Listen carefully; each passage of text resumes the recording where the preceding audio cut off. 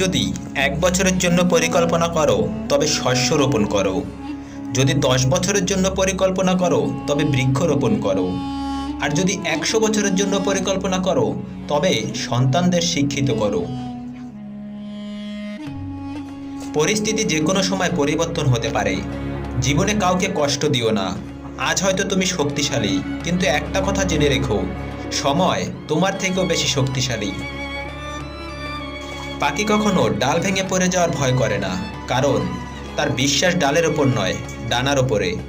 তার জীবনে চলার পথে নিজের ওপরে বিশ্বাস রাখো, অন্য কারোর ওপরে নয়। কারোর ক্ষতি করে প্রতিশোধ নেওয়াতে বিশ্বাসী নই। সব থেকে বড় প্রতিশোধ হলো নিজেকে এমনভাবে গড়ে তুলতে হবে যারা তোমার খারাপ করেছে তারা তোমার সাফল্য দেখে যেন নিজেদের কাছে ছোট হয়ে যায়। সূর্যাস্ত সূর্যোদয় অপেক্ষায় অনেক বেশি সুন্দর, কারণ এটা বলে যায়